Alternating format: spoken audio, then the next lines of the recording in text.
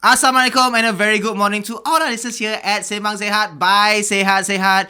I'm Mike Azmin and with me is... I'm Najwa. And today we have a very special guest. We are going to talk about female empowerment with our guest today. So guys, please tune in if you want to get a lot of information, a lot of facts as well. So please, let me introduce you guys, Faizah Bazid. Faizah Bazid. Bazid. B-A-Z-I-D. Hey. That's the whole point. Kena ada correction sikit. Alright. So, Kak, terima kasih so much for coming in to our Sembang Sihat punya podcast today. Just nak tanya dulu, like, just all of our guests, biasanya kita ada bagi diorang introduce themselves and bagi diorang like talk about themselves a bit lah. Okay. So, Kak, boleh bagi just intro sikit je lah. Panjang-panjang pun tak apa. Panjang-panjang pun tak apa. Okay. So, as you have introduced myself, my name is Faizah Bazid. Age is rahsia lah kan? Tanya kita. Alamak. Dia tanya kita tu. Tadi before camera kan. Okay. I have been practicing law. I'm a lawyer. I have been practicing law for the past almost 25 years about. Immediately after I graduated from Brunel University, London? West London. And Alhamdulillah, I got sponsorship by JPA. So I did my law there in Brunel, in West London. Came back to do my CLP, Certificate in Legal Practice, Okay. Wow. at University Malaya for about 1 year, 9 months, 1 year. And then upon finishing my CLP, I did my chambering. Chambering is 9 months. Kalau doktor, dia panggil, what do they call this? PhD No. Kalau doktor kan dia orang ada lepas dia punya course tu, dia kena Jadi resident. ni. Macam lawyer, you have to do your doktor panggil housemanship. Okay. Housemanship kan.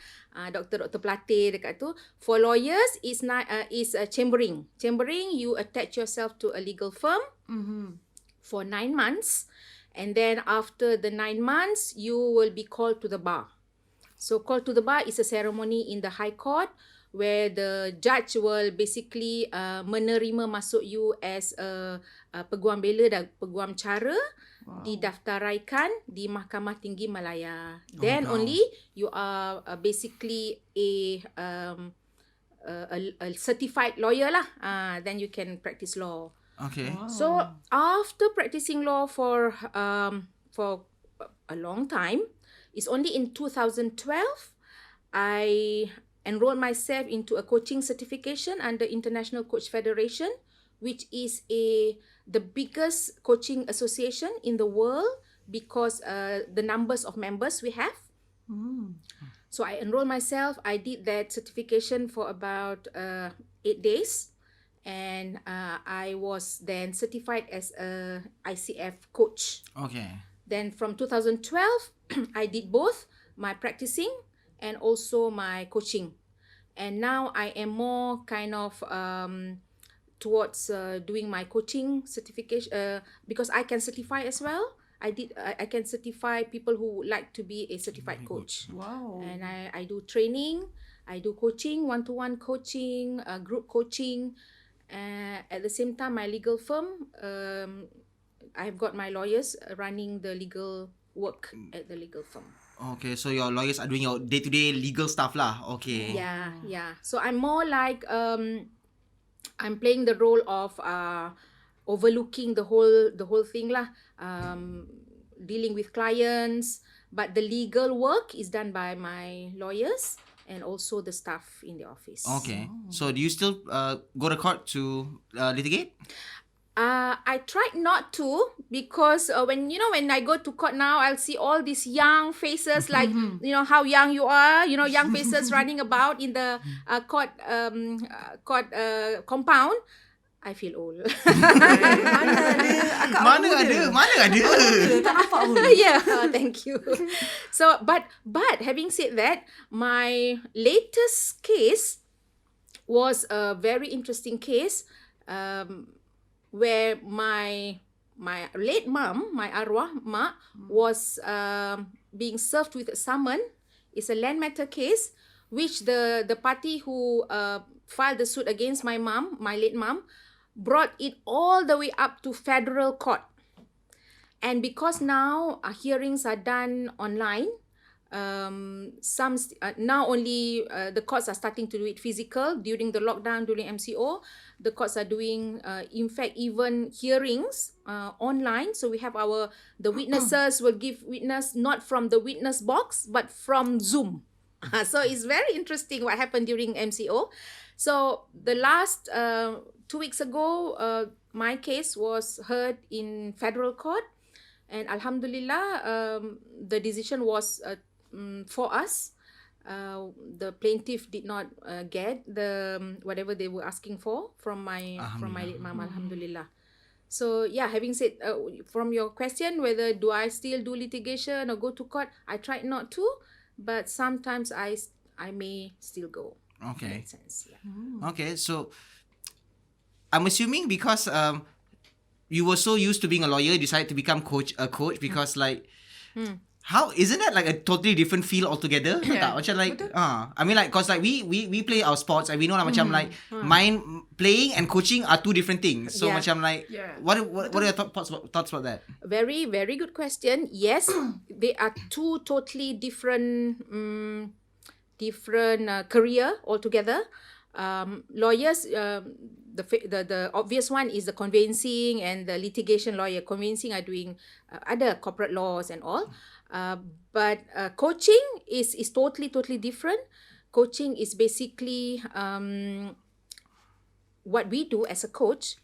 We raise awareness in our client for them to get be clear with what they want, their goals, their objectives, the issues.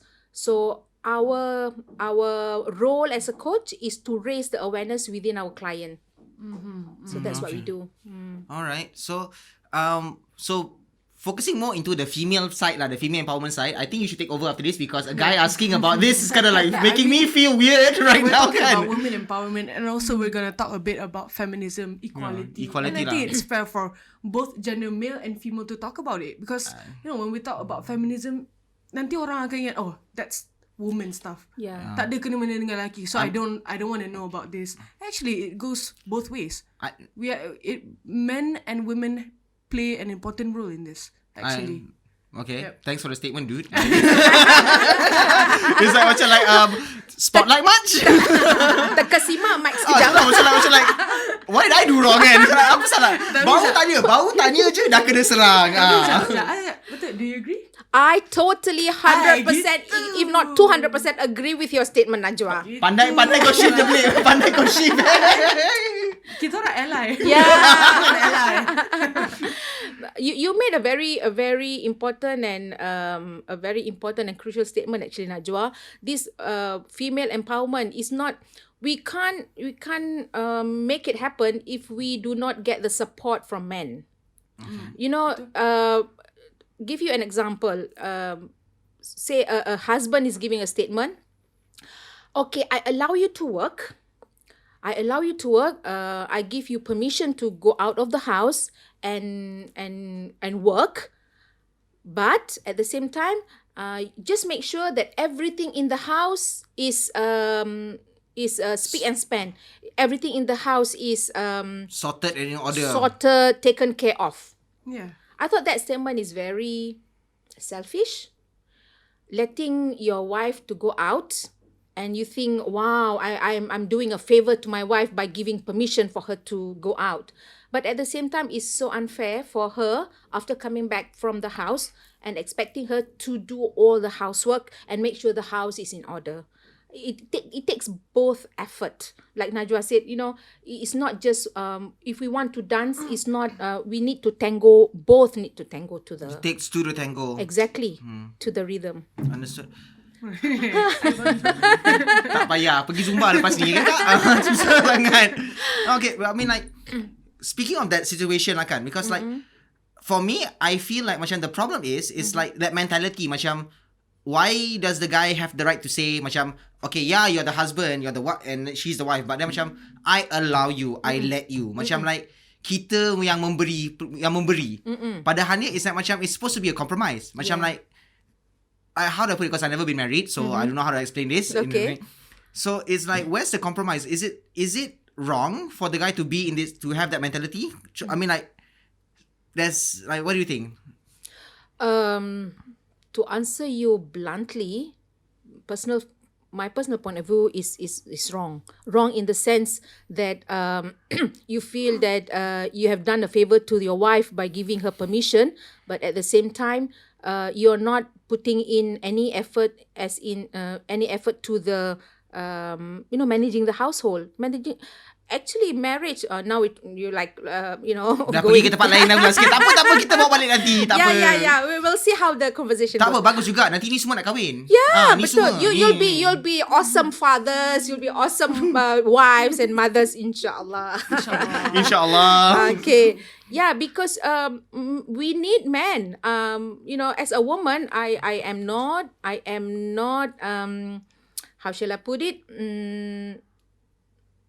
I'm not scared to say that as a wife, as a woman, I do need men to support me, and I need the support 100%, not 50-50 kind of thing.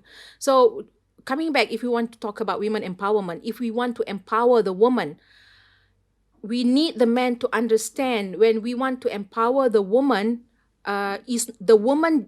she does not stand alone on her own. Yeah. She lives in society. She does not live in vacuum. And coming back to women empowerment, I like to share this beautiful quote that says, when we educate or when we help one woman, we are actually helping a generation. That's super powerful, right? Yep, agreed. Definitely. So if we can understand that concept, helping a woman is actually helping a whole generation. And on that note, I would like to share as well this Arabic proverb. It says, Al-ummu al-madrasatu. A mother is a school, a madrasah. Okay. That's how significant and powerful the power of a mother, of a woman. Okay. Sekejap, sorry. Terkial kejap. Terkesima lagi. Yeah. Terkesima, because yeah? I'm very close to my mom, okay? That's good. Yes, mommy's boy. You got a problem with that? Problem with that, bro. Tapi itulah, kalau sebelum we go in depth about this topic, I think we need to give the listeners a clear understanding about what is women. What is women? Actually women empowerment. Yeah. Is it just about what you wear? You wear sexy clothes, you are open enough. That means you're empowered? Is it that? Or is it about like educating perempuan, women? Yeah. Or macam perempuan mesti kena buat apa yang lelaki buat. Is it that? Is women empowerment that? Very good question. Yeah.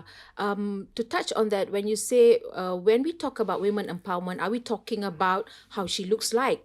Well, that's so superficial, right? That's so shallow, if I may use the word. Well, to me, woman empowerment is we allowing the woman to be who she wants to be and supporting her to become what she wants to become. That's empowering a woman.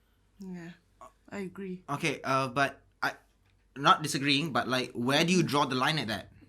Yeah. Like, you know what I mean? Like, for example, like, I'm pretty sure there are fathers out there with daughters. I'm pretty sure some fathers do not want. Okay, I'm sorry. Now I'm being sexist. Parents. Now I'm being more neutral. Yeah. So like, there's gonna be like certain parents who probably do not want their daughters to have a certain life or live a certain way. For example, macam, I'm going to put it out there lah. Yeah. Prostitution, stripping, that is technically not a good way to find money. Right. But then, because of Western influence, they say that this is okay. It's their right. It's their right to choose. So like, where do we draw the line in this? Wow, awesome. You know what, Mike? You just went into a whole different spectrum now. Bringing in prostitution. No, I mean like, we're there. I mean like, where are we going to go? I mean like, where does it stop? But good, because when I said allowing the woman to be what she wants to be, and I guess because we are we are in Malaysia, in the context of we hold on to values very strongly, right? If you want to make comparison with the Western, let's confine our discussion to our Malaysian value first. Very good. When we say we are allowing her to be what she wants, parents, if they have daughters who want to be a prostitute, of course there's a line. Of course there's a line. For that matter, if we have children, not just daughters who want to be drug addict, go into that kind, of course, in that sense, we are not.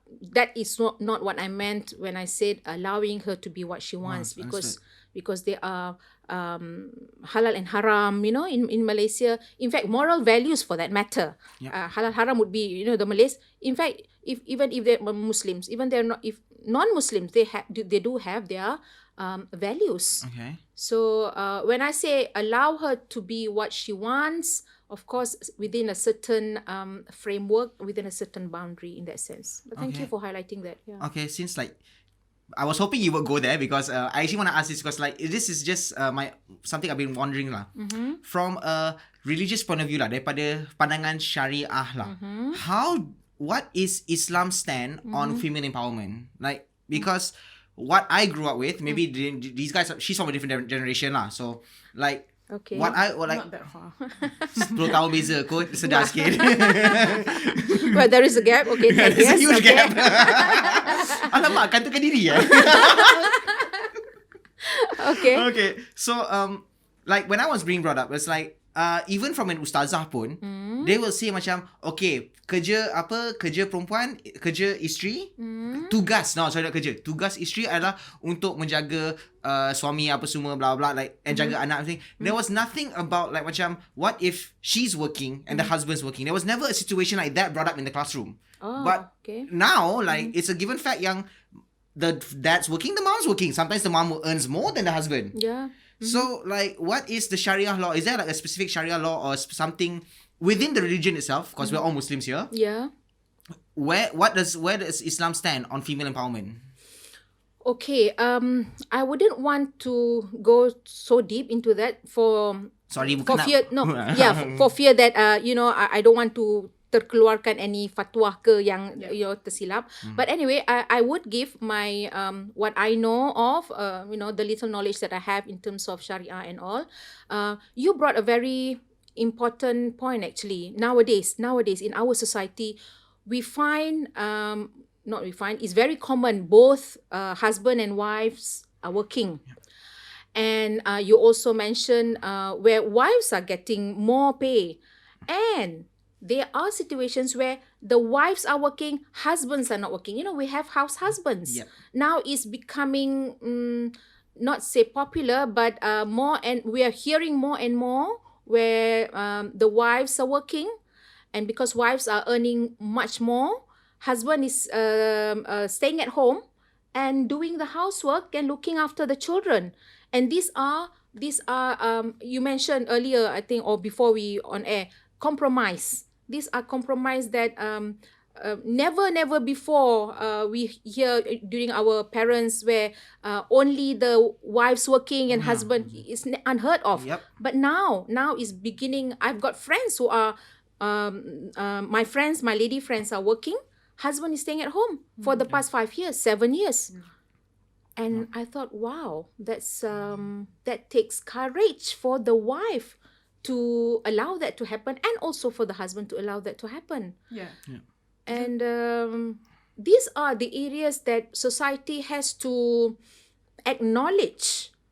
We have to begin to acknowledge and not stigmatize, and not to judge and look down upon husbands who are not working. Yeah. For reasons that are only they know, the couple knows and works well with them. Yep.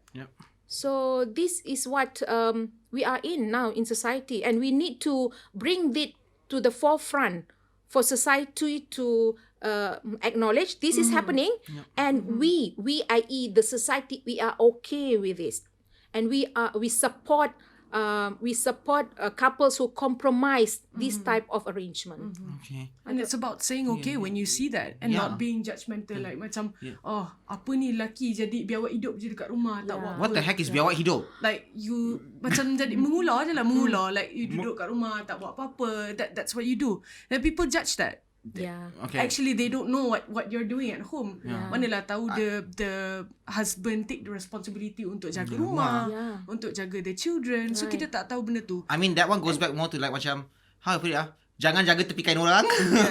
Itulah. And I think macam okay, some of now we are doing that. We are implementing that, and that's okay. People are starting to take it as a norm. Yeah. But then some people yang macam still have that macam mentality. that mentality. stereotype macam okay, sepatutnya ni macam ni, sepatutnya perempuan kena macam ni. It's still there. Whether we want it or not. Even macam I ada kawan seorang macam the family tak bagi dia further study just because dia seorang perempuan, and dia nak perempuan tu dia cakap okay, you tak payah study, you duduk rumah, you akan jadi housewife anyway, you duduk rumah, you belajar masak, that's all you need to do just because you're a woman.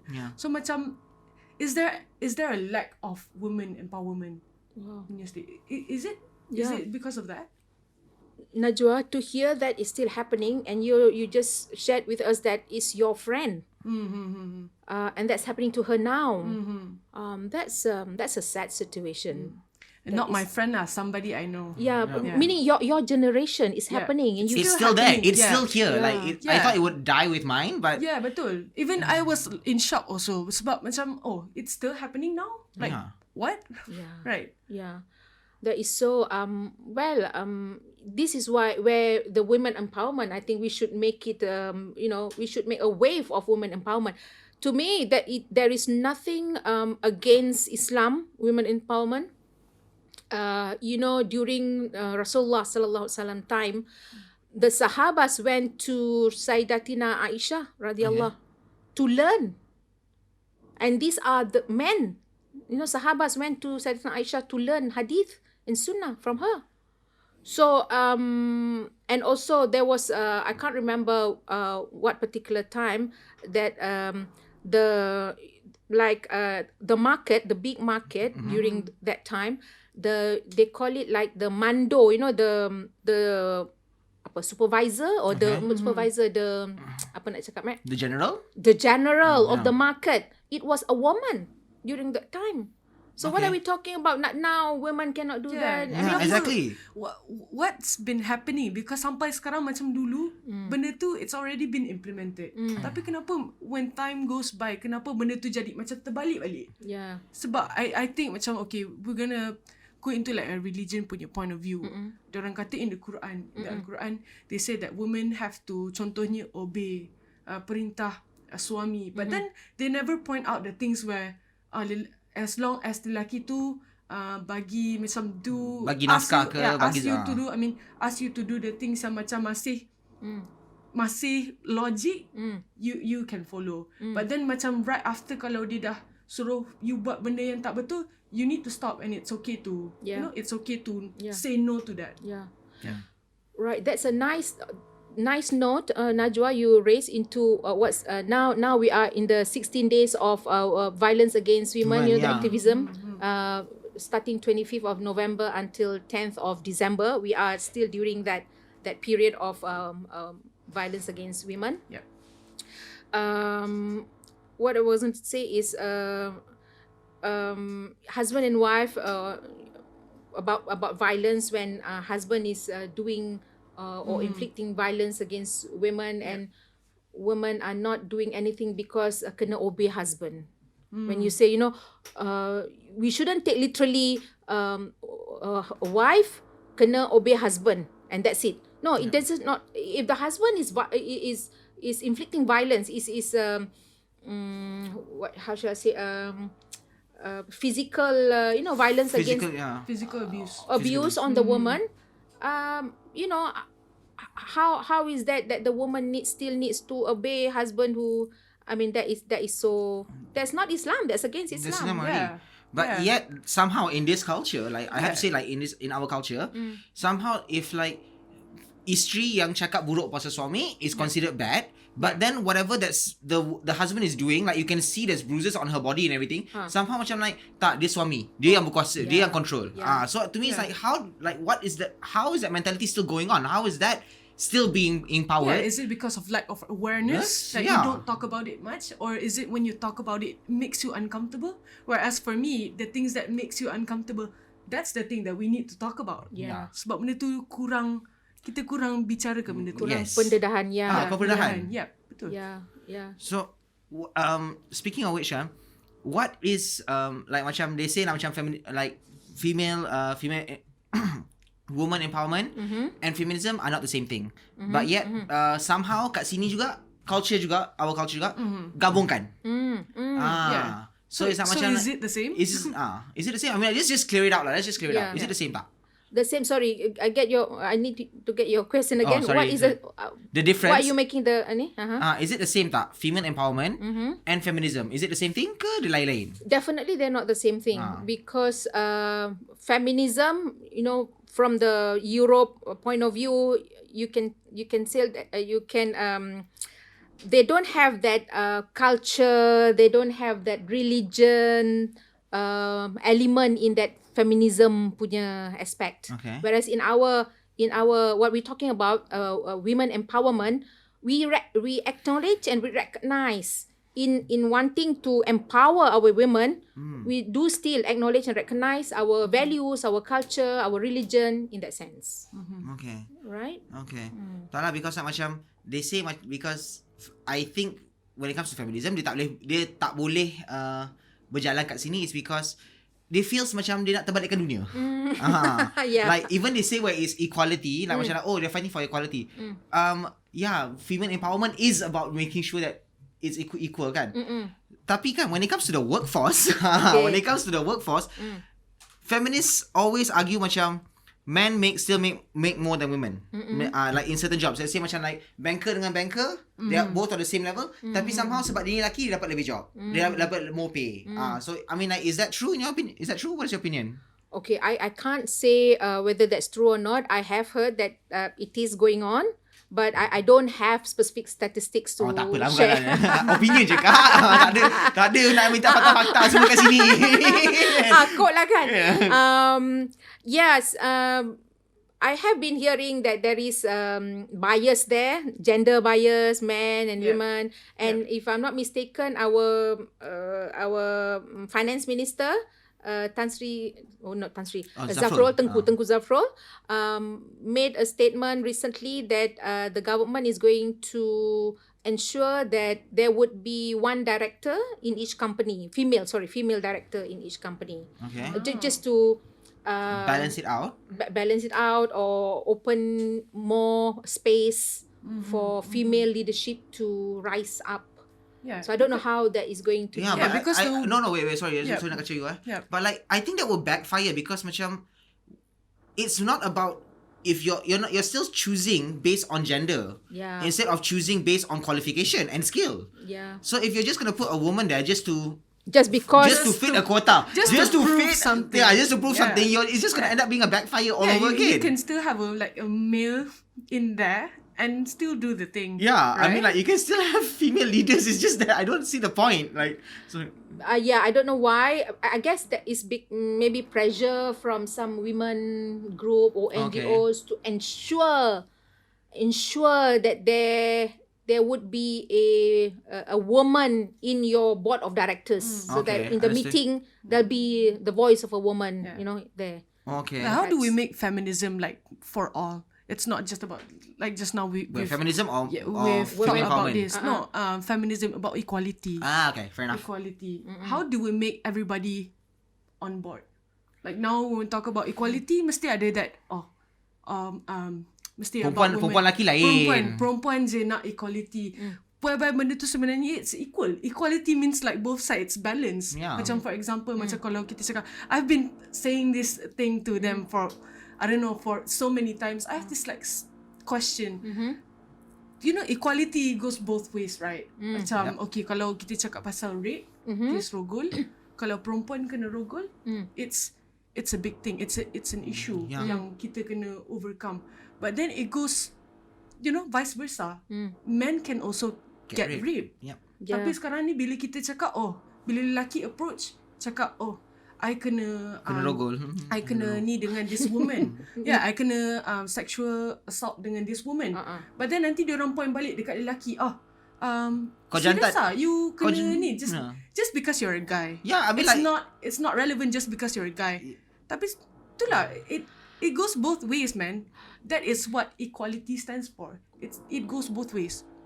So what's your question again? So I think macam, the question is, how do we get everybody on board and to understand that feminism, equality, it's everybody. It's a community. It's for everyone. Yeah. You know, your point is so cogent, so important. What I'm hearing when you said that is actually, regardless whether it's a woman or a man, we should treat everyone, or we should recognize everyone in its own uniqueness. Yes, It shouldn't be just female, it shouldn't be just man. Everyone need to be acknowledged on its own basis as such, in a way. That's what you're saying actually. Yeah. Okay. So I'm going back to the workforce ni kejap sorry sorry, It's okay. good sidetrack bro. Good side topic though I just want to let it out. Yeah, you made a good point. Very, Geram. Okay, no, that's why you think I'm here and you guys are there. It's like staying away. Cakap pasal workforce and women not getting the same pay salary as the men do. I'm a national athlete and this thing happens not just in Malaysia, it's all over the world. Yes. Contohnya macam very clear yang kita nampak sekarang ni, sukan contohlah, famous sport bola sepak, soccer, football. Right. The men's football team is getting like Huge. berapa kali ganda banyak Berganda-ganda. But then it's the same sport. Alasannya because perempuan tak dapat engagement yang banyak. Tapi bukan ke kalau you siarkan benda tu banyak macam you buat untuk men's sport, bukan ke you dapat the end result sama? So macam that's why bila you cakap pasal workforce, you cakap pasal women getting underpaid, I agree with that because it's been happening. Not in Malaysia but it's been happening around the world. So yeah. So I mean, like, is there a law against that? Like, macam, is there an actual law? Because from my point of view, is a lot of employers, they don't hire women because, especially they don't hire married women. Because they're gonna end up losing that talent for a certain amount of month when they get pregnant. Yeah. I mean, is there no law against that? No, there's no law, unfortunately. I.e., to be biased in that sense. Not to be biased, but like macam they don't like there cannot be a discrimination against women, like in a sense, that sense, right? So is there a law? To protect? To protect no, or to specific law? No. Oh my god. No specific law that and that's a very tricky situation. Okay. Tricky in the sense a company does not want to take a woman or favor a man over a woman because a woman nanti will get pregnant and then 2 months paid leave because ni. And if the company does not put it in the make it a policy, it's not in the policy. But when it comes to implementation, the company chooses men over women. Yeah. So it's tricky, right? Yeah. You don't know that that's happening. It's not. Because it's a case by case basis. Yeah. Oh my Yeah, in that sense. Okay.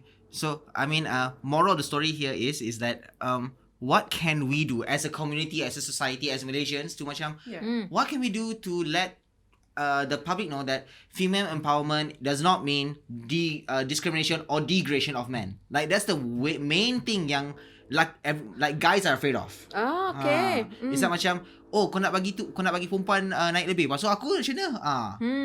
So like is that you have an opinion on that? Yeah. First thing first, what we can do is I always believe, ABC, awareness before change. All right. So we need to raise the awareness. We need to raise awareness that, number one, as you said, by going for women empowerment does not mean we are putting men Down. down. Yeah. No, we're not doing that. Number two, as I said just now, if we empower our women, we are actually empowering the whole nation. Because when we help one woman, we are helping a whole generation. Yep. So what are we losing here? What is there to lose by empowering our women? Right? And raising awareness, I mean, of course, there are many ways of raising awareness. The cheapest, I think now, and I'm glad, young generation like you guys, we are talking about this. We are talking about empowering our women and to make our young ladies, young women to be empowered. We need to empower our young women. And we can use, there are many platform, many medium, many modes we can use to raise the awareness. To me, that's the first thing. We need to raise the awareness of that. We need to empower our women, and empowering our women is not something, we are not losing anything. The nation is not losing anything. Because you increase your talents, you increase your workforce in the end of the day. Yeah. So I think the other day we came across we did. a news saying that the Malaysians male agree that it is okay to be violence to your wife. Oh yeah, this one. It's Done by okay. done by UTM. And they support domestic violence. Oh wow. Yeah. And I was quite shocked juga macam ish, serious, and they do it so like macam secara terang-terangan you vote that you say that it's okay. It's okay to physical abuse your wife. Wow. What are your thoughts on that? That's Malaysian man. Yeah. Malaysian. Can we There's a be vote. want to be specific? I Mostly think it mostly towards East Malaysians. That one I'm not sure. Mostly towards the but East we Coast came across area. that Yeah, we came news, across that. What are your thoughts on that? Number one, that's totally horrific data or statement you just made. The fact that our Malaysian men actually say it's okay to inflict violence against our women, and that's not acceptable, utterly not acceptable. Number two, so what do we do? What do we do that now we have this fact staring at us, staring in front of our face? What do we do? Definitely, Najwa, like, your generation, my generation for that matter, we are not going to sit back. We're going to speak out. Definitely. Speak out and be brave and bold about it, speaking out against that, and not being, I don't know whether this is appropriate. Why should we be? We shouldn't be apologetic to speak out against that. It's wrong. It's not Islamic. On that note, I want to share this one beautiful sunnah by Rasulullah sallallahu alaihi wasallam. He came back home at night, and I think Sayyidatina Aisyah already gone to bed, dah tidur. He knocked the door 3 times, and Sayyidatina Aisyah didn't come to open the door. And what did Rasulullah do? He slept outside the door, using the turban, dia bantang serban dia, tidur atas serban dia in front of the door until morning.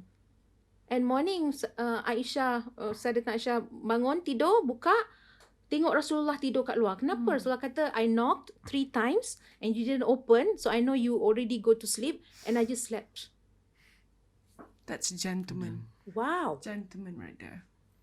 Good human values are the ones that, bukan pasal macam apa-apa pun. It's about being a human being, Yeah, and you respect that is the highest respect you can have to your wife. Yeah. Betul.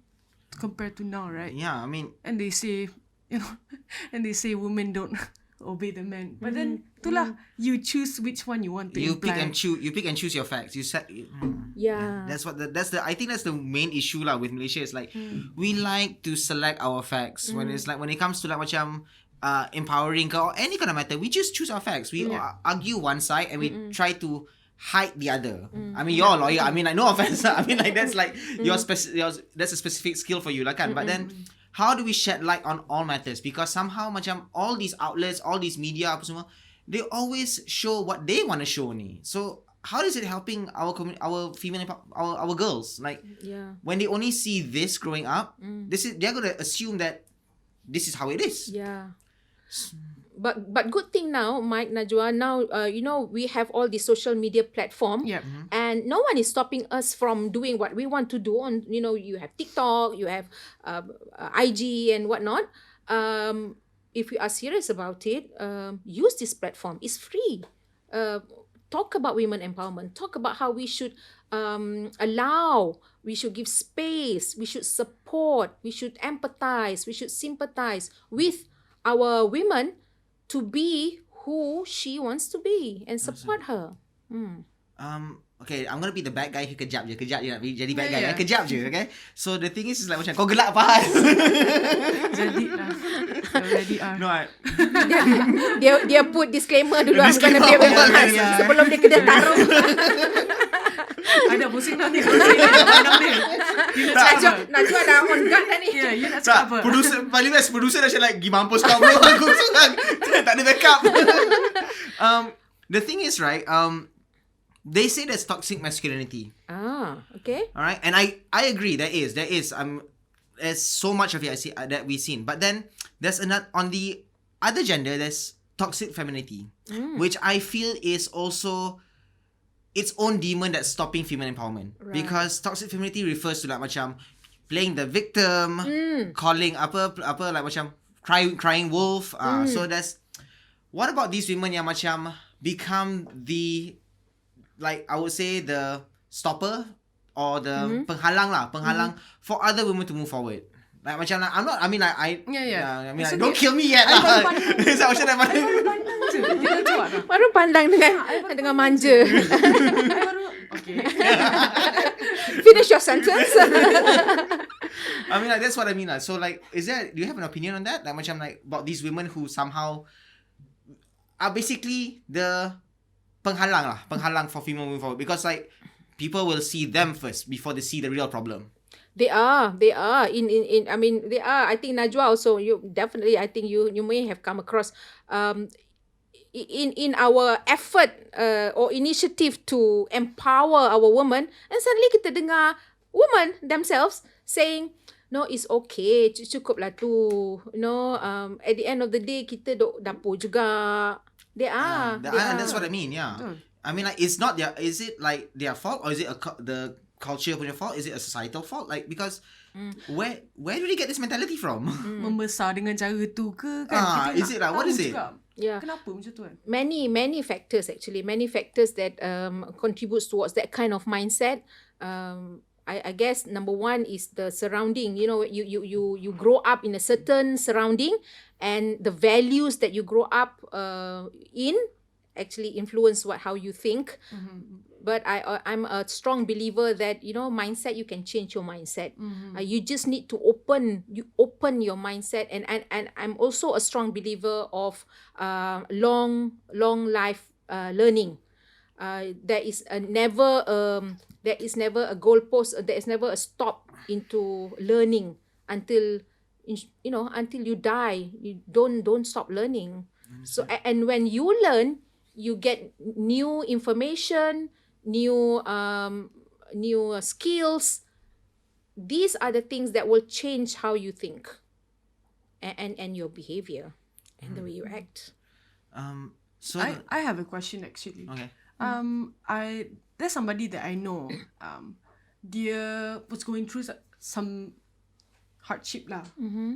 I just want to know, is physical abuse, in terms of law, it's been implemented, right? Physical abuse is wrong, right. And you can get that as macam a proof that you're being abused, and so on. What about emotional abuse? Wow. That was a good one. Yeah. Because in contoh macam in US, benda tu implemented already. Right. But here, emotional abuse is not a proof that you're being abused. Number one, when you say that, how do we acknowledge that is an emotional abuse? Kan? The person who has been emotional, because you can't see it physically. Yeah. It's here. Yeah. But we need to, but it's real. Yeah. Being abused emotionally is real, something real. And I had this talk, I have this Facebook group, Women's Inspiring and Nurturing Dialogue, in short, WIN, where I do a weekly talk. I invite women and share their stories. Last week, I invite this professor from USM to tie to your issue on emotional abuse. Yep. This lady has been, so she was sharing about this particular lady has been in a marriage where she has been emotionally abused by the husband, emotionally, because physically tak ada apa-apa on her body, where the husband has not been speaking to her for most of the time, most of her marriage time. So what, 15 years Wow. not talking, yeah? Wow. I mean, how much emotional abuse can you take?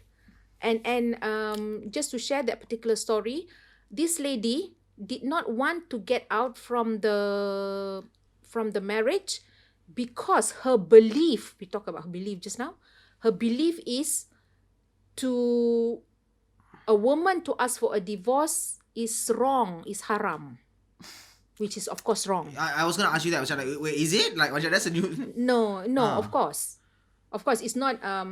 In Islam, it's not. We don't encourage lah. You know, wife suka-suka hati nak minta divorce, but it's allowed. But then other reasons to do that. Right. You don't have to like directly. Yeah. You know, macam directly follow. Yeah. Je. You have to think also before Yeah. you know. You're an adult. Yeah, it's interesting, you right? know what is right and what is wrong, you know. Okay. And you know, talking about abuse, does being abused mean that you are not empowered? Is it? Mike, what do you think? Never been abused, so I mean, like, if anything, I mean, like, before I get abused, basically I go out swinging. Yeah, if you are in that situation where you are being abused, I wouldn't say you are being empowered, right? When you are stuck in that abuse situation, because being empowered is totally positive, and being abused is on the other spectrum. So I don't think someone who is being abused is being empowered, because it's too totally apa kita panggil? Is the antithesis lah. Bercanggah. I got a text already Okay. saying that last question, Mike. Oh, ya ke? Is there any last question? Okay lah. Last question lah. So, what from me lah, my point of view of like macam pure female empowerment is that macam having the country being led by a woman. For example, like macam Jacinda from New Zealand. Jacinda Ardern. So like, is that like what we aim for female empowerment, like to increase like, you know, like make women aware, let little girls be aware you can go far in life, you can do so many things, that there should not be anything that stops you, at least anything like ridiculous as like, oh, it's a man's world. Right. I agree with you. That's what we are moving towards, i.e. It doesn't have to be, you know, to be the prime minister. That's not the ultimate. We don't have that kind of ultimate objective for women empowerment. But what you is a very nice statement you made to wrap this session. Empowering our girls, our women, is to tell her that she can go as far as she want. There is no ceiling, and to tell her that her ability, her strength within her is just as good as a man. Not that we want to compete, but she has it all, and we are telling her, go for it. That's what we're saying. I mean, like, you're supposed to compete. I mean, like, what's life without a little bit of competition? Like, come on, guys. Like, literally, we are competing every single day. It's like kerja dengan dia ni. Oh, well, you're here, right? I mean, like, chill out, okay? Alright. Okay, Kak Faizah, thank you so much for today's session.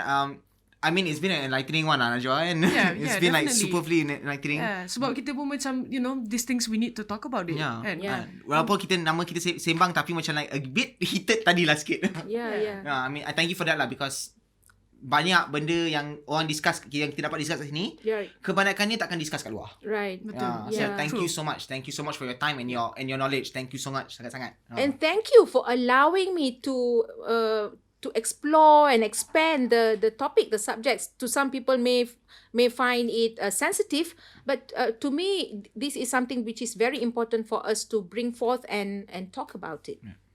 Whew, that's a nice statement. That's the curtain call right there, guys. So, to all listeners of Sembang Sihat, thank you for tuning in and thank you for watching our entire podcast from beginning to end. I'm Mike Azmin. I'm Anajwa. We're out. Thank you.